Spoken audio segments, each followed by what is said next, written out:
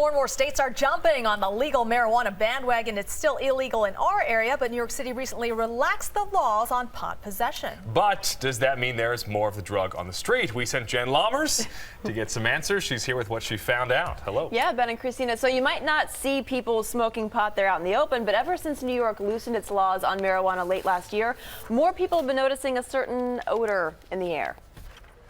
You know, I smelled it the other day, but I didn't take any notice of it. You know, sometimes kids... I've seen it coming from both adults and kids and teenagers. At Carl Shurz Park near Gracie Mansion, walkers and joggers say they've been smelling pot a lot more now than they used to. Usually when I cross the street, so I don't know, one of these blocks, I've no idea. I do smell it a lot, especially in this park. Same story elsewhere, on the jogging paths, in the parks, or even just walking down the street. To a lot of New Yorkers we talk to, it seems like marijuana is becoming a common sight and smell. Is it because people feel more comfortable to take pot public now that the laws in New York are different? Speaking before the Public Safety Commission today, Police Commissioner Bill Bratton said marijuana arrests are way down from last year.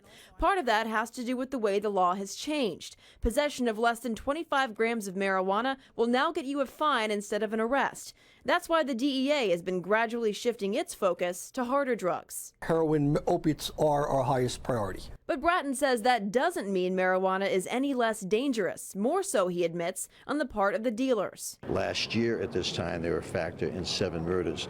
What I was noting is that marijuana is a causal factor in some of those murders. While the DEA and Commissioner Bratton wouldn't say if the new law has emboldened people to smoke pot in the open, psychologist Jeff Gardier says that as marijuana laws change, so will the attitude of those who might be on the fence about trying it. I think what you're going to see are people who are going to experiment perhaps a little bit more.